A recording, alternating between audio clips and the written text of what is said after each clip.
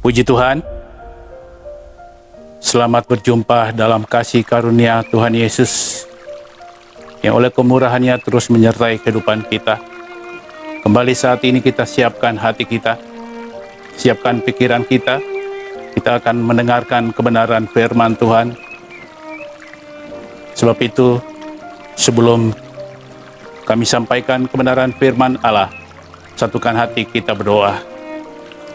Bapa dalam surga, Allah yang kami sembah dalam nama Tuhan Yesus Kristus.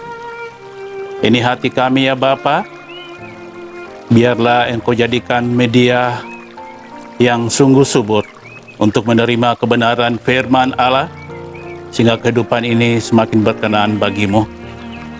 Setiap kami memiliki kerinduan untuk terus mengejar nilai-nilai perkenanan bagi Allah, dan kehidupan ini senantiasa menyenangkan hatimu. Biarlah Allah sendiri yang berbicara lewat hamba-Mu. Karena saya sadar Tuhan, kami tidak memiliki kemampuan apa-apa kecuali kuasa Roh Kudus-Mu yang mengurapi hamba-Mu. Siaplah hati kami untuk mendengarkan kebenaran firman-Mu. Kami buka telinga kami dalam nama Yesus. Haleluya. Amin. Kita mengucap syukur untuk kesempatan yang indah yang Allah berikan bagi kita. Kita menggunakan waktu ini sebaik mungkin agar kita tidak kelak menjadi orang-orang Kristen tergolong seperti apa yang dikehendaki atau apa yang difirmankan dalam 2 Timotius 4 ayat 3. Dan pada saat ini saya rindu kita merenungkan kebenaran firman Allah yang akan saya ambil dari Yesaya 49 ayat 1 sampai dengan 6, tetapi pada saat ini saya hanya akan membacakan ayat 6 saja.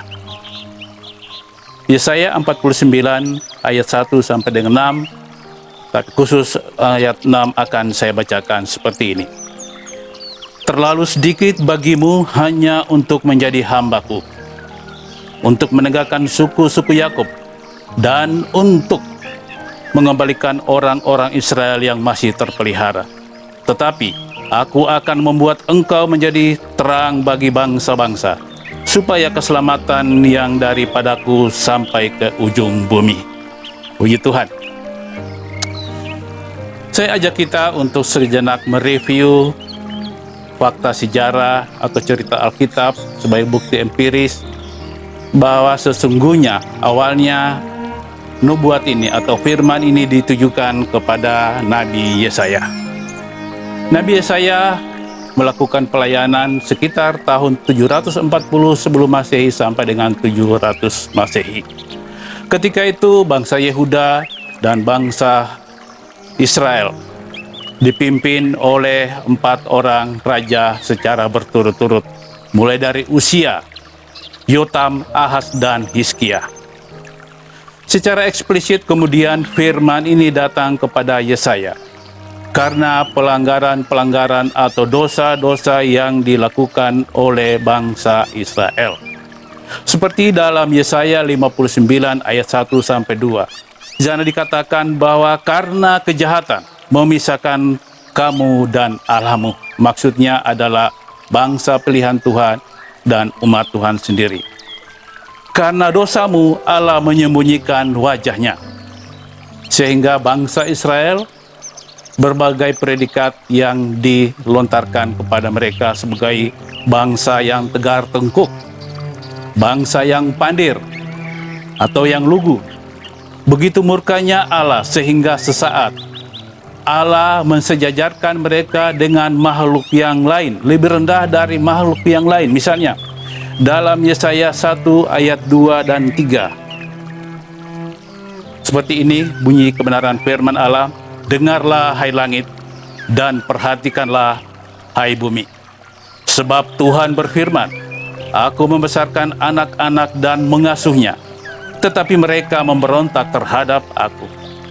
Lembu mengenal pemiliknya, tetapi Israel tidak. Keledai mengenal palungan yang disediakan tuannya, tetapi umatku tidak memahaminya.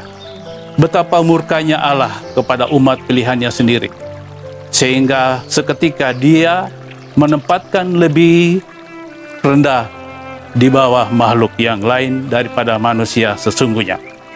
Yesaya pasal 6 ayat 12 sampai dengan 13 juga berkata begini, Tuhan akan menyingkirkan manusia jauh-jauh sehingga hampir seluruh negeri menjadi kosong. Dan jika di situ masih tinggal 1/10 dari mereka, mereka harus sekali lagi ditimpa kebinasaan. Sampai di sini saja. Ini adalah cara Tuhan untuk menghajar, untuk mendidik umat pilihannya. Ada dua suku bangsa yang Allah izinkan untuk melakukan eksplorasi terhadap suku Yehuda atau bangsa Israel, yaitu Babilonia dan Persia. Mereka terserak, mereka ditawan, mereka harus dipaksa untuk keluar dari tanah yang telah dijanjikan bagi mereka. Dalam kondisi demikianlah Allah mengutus seorang nabi, yaitu Nabi Yesaya. Jika kita baca dari pasal pembacaan kita, dari ayat pertama misalnya, dengarkanlah aku hai pulau-pulau, perhatikanlah hai bangsa-bangsa yang jauh.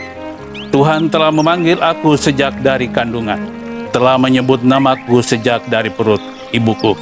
Ia telah membuat mulutku sebagai pedang yang tajam, dan membuat aku berlindung dalam naungan tangannya. Ia telah membuat aku menjadi anak panah yang runcing, dan menyembunyikan aku dalam tabung panahnya. Keistimewaan Tuhan yang lakukan kepada Nabi Yesaya. Sejak dari kandungan dia telah menentukan Yesaya menjadi seorang nabi. Para pakar Alkitab menggolongkan Nabi Yesaya sebagai nabi, salah satu nabi atau abdi Allah yang besar di antara nabi-nabi besar lainnya, karena dilihat dari panggilan yang khusus, yang spesial yang Allah tujukan kepada Yesaya. Dalam kondisi demikianlah Yesaya diutus ketika bangsa Israel berserakan. Mereka harus ditawan di luar dari tanah yang telah dijanjikan kepada mereka. Allah tidak pernah berhenti untuk menyatakan kasih-Nya kepada umat pilihannya. Dia tetap berupaya untuk mengembalikan, memulihkan. Dalam situasi demikianlah tampillah seorang nabi yang diutus Tuhan, yang disebut, yaitu namanya Yesaya. Bapak Ibu yang diberkati Tuhan, begitu tegar tengkuknya bangsa Israel, sehingga seorang nabi sekapasitas Yesaya pun sempat mengeluh. Dia menganggap seolah-olah sia-sia apa yang dilakukan. Pekerjaannya, segala upayanya, segala daya dia telah tumpahkan, dia telah fokuskan. Tetapi dia begitu menyadari bahwa segala upayanya Allah perhitungkan. Haknya terjamin pada Tuhan, dan upahku pada Allahku. Itu dapat kita lihat pada ayat keempat. Nah, itu sejarah singkat tentang fakta sejarah bahwa Yesaya diutus untuk memulihkan bangsa Israel. Sekarang kita coba melihat, dan saya ajak kita untuk melihat dari sisi yang lain, dari sisi cakupan atau dimensi mandat ilahi atau biblika mandat. Tidak hanya ditujukan kepada Nabi Yesaya, tetapi juga kepada semua orang yang telah ditebus, kepada semua orang yang telah menerima Kristus sebagai Tuhan dan Juru Selamatnya. Jika kita membaca perikop di atas bahwa firman Allah ini ditujukan untuk hamba-hamba Tuhan sebagai terang di tengah-tengah segala bangsa. Telah saya katakan bahwa ayat ini atau pasal ini secara eksplisit berbicara tentang Nabi Yesaya. Tetapi sesungguhnya bahwa dalam kamus penebusan, dalam kamus keselamatan hanya ada dua hamba, yaitu hamba kebenaran atau hamba Tuhan dan hamba dosa. Bapak Ibu semua adalah hamba kebenaran atau telah menjadi hamba Tuhan ketika Allah telah menebus kita dari dosa, telah memerdekakan kita dari belenggu dosa. Sebab itu Janganlah kita pahami atau kita batasi pemikiran kita bahwa hamba Tuhan itu hanya bagi mereka-mereka yang benar-benar terjun 100% bekerja di ladang Tuhan. Tetapi hamba Tuhan yang dimaksud di sini adalah mereka yang telah dimerdekakan dari dosa. Puji Tuhan. Sebab itu, marilah kita mau belajar untuk menjadi pelayan-pelayan Tuhan dengan melakukan loncatan-loncatan yang perlu, yang penting. Marilah kita berhenti untuk menjadi objek. Kita mau belajar untuk menjadi subjek. Dalam ayat ini kita boleh kembali membacanya bahwa terlalu sedikit bagimu hanya untuk menjadi hambaku. Untuk menegakkan suku Yakub. Ini berbicara adalah mereka-mereka yang tetap setia di dalam Tuhan. Tidak cukup kita hanya melayani mereka-mereka yang setia dalam Tuhan, yang tetap menunjukkan aktivitas pelayanan mereka, beribadah mereka. Tetapi Tuhan inginkan kita harus melakukan loncatan. Loncatan apa yang dimaksud adalah kita berhenti, atau mungkin bukan berhenti, tetapi kita harus melangkah pada langkah yang progres. Mungkin selama ini kita hanya setia untuk dilayani. Seandainya Tuhan berkata, dengan umur sekian kamu setia beribadah, setia melayani, progres apa yang telah kamu dapat? Produk apa yang telah kamu lakukan? Mungkin setiap kita akan memiliki jawaban yang pasti berbeda. Mungkin ada akan menjawab, saya cukup di sini Tuhan. Saya cukup untuk memelihara, menjaga suku Yakub yang tetap setia.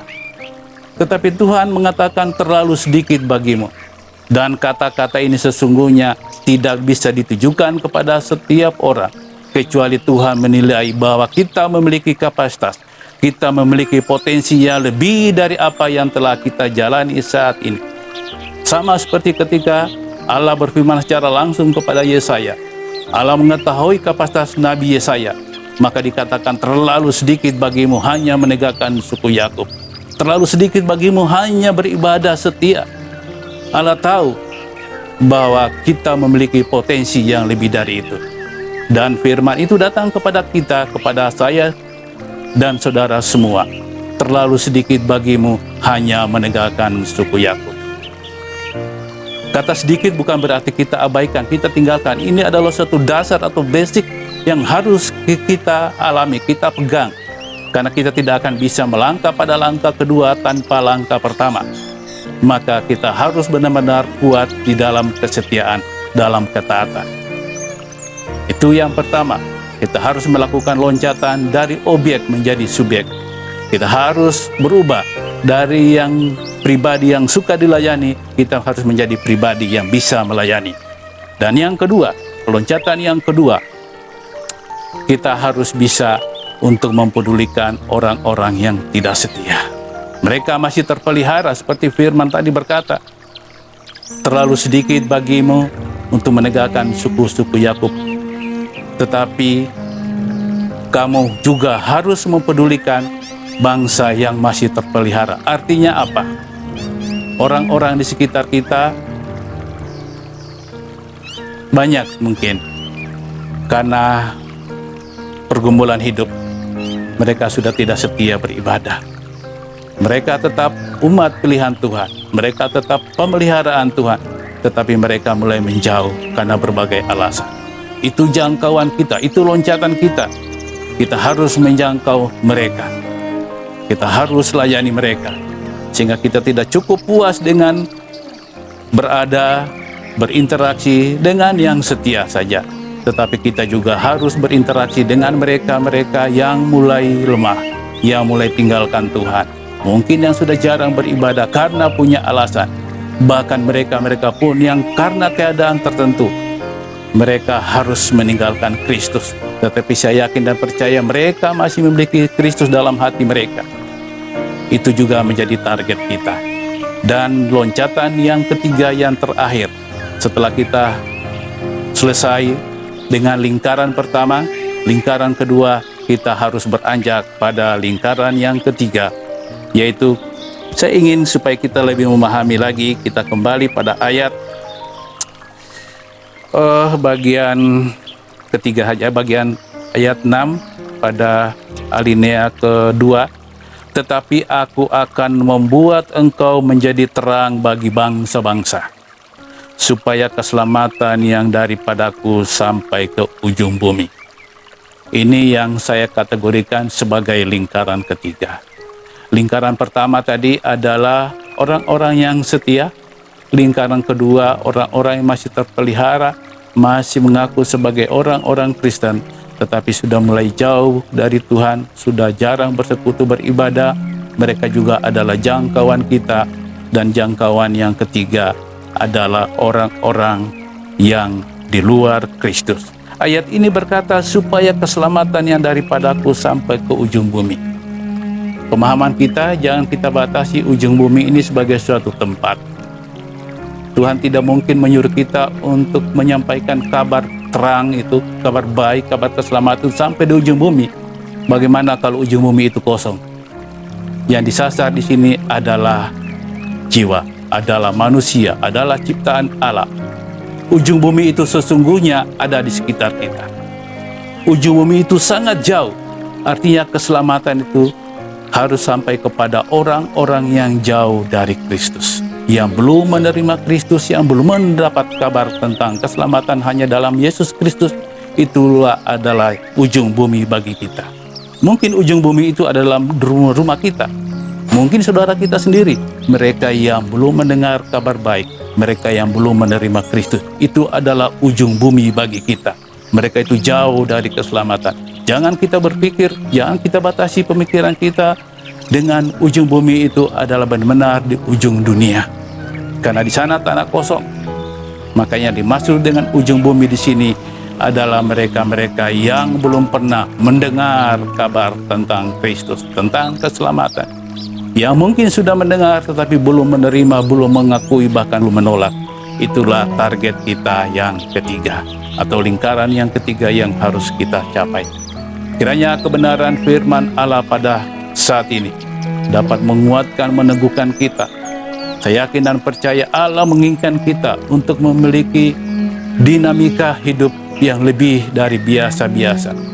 Mungkin kita mengiring Tuhan sudah puluhan tahun, sudah belasan tahun kita menjadi pelayan, tapi yang kita layani adalah yang itu-itu saja. Masih lingkaran satu, paling jauh lingkaran dua. Bagaimana kalau Tuhan meminta kita untuk lingkaran yang ketiga? Sanggupkah kita? Saya yakin dan percaya Allah memiliki cara, memiliki strategi. Allah tidak sembarang menunjuk memilih orang yang tidak memiliki kapasitas yang Allah harus pakai. Saya yakin dan percaya benaran firman Allah menginginkan kita semua untuk menjadi orang-orang yang dapat dipakai Tuhan. Kiranya kebenaran firman Allah ini menjadi sesuatu kekuatan yang baru bagi kita, sehingga kita memiliki kerinduan untuk terus maju, untuk melakukan loncatan-loncatan pelayanan, loncatan-loncatan iman. Dan saya yakin dan percaya Allah akan menyertai kita senantiasa. Amin. Mari kita akhiri kebenaran firman Allah pada malam hari ini. Saya mengajak kita sekali lagi kita berdoa, kita tundukkan kepala, memohon biarlah kiranya kuasa Roh Kudus yang mengurapi, memeteraikan, meneguhkan kebenaran ini dalam hati kita. Kita berdoa. Bapa dalam surga, Allah yang kami sembah hanya dalam nama Tuhan Yesus Kristus. Hati kami melimpah dengan puji dan syukur karena Engkau berikan kami waktu yang kami jadikan kesempatan. Sebab banyak orang yang menilai waktu itu bukan sesuatu yang bernilai bagi Tuhan. Tetapi kami sangat bersyukur ketika kami mendapat waktu dan kami merubah menjadi suatu kesempatan yang baik untuk beribadah kepadamu, untuk mendengarkan kebenaran firman-Mu. Biarlah Engkau meteraikan kebenaran firman ini sehingga menjadi kuat. Engkau ukir kebenaran ini sehingga kehidupan ini semakin membawa keindahan bagi orang-orang di sekitar kami. Dan lewat pelayanan kami, lewat kehidupan kami, ada jiwa dimenangkan untuk hormat dan kemuliaan nama-Mu. Biarlah Tuhan Engkau memberkati semua jiwa-jiwa yang mendengarkan kebenaran firman Allah pada saat ini, sehingga iman mereka semakin diteguhkan dan mereka tetap setia dalam Engkau. Terpujilah bagi nama-Mu ya Bapa. Ini doa kami dalam nama Tuhan Yesus Kristus. Haleluya. Amin. Demikianlah penyampaian kebenaran firman Tuhan pada saat ini. Saya yakin dan percaya kita semua yang mendengarkan akan diberkati, akan termotivasi, karena ini bukan tafsir dari saya, tapi ini adalah kebenaran firman Allah yang kita harus teguh untuk memegangnya dan untuk melakukan. Sampai jumpa pada kesempatan berikut. Tuhan memberkati kita semua. Amin.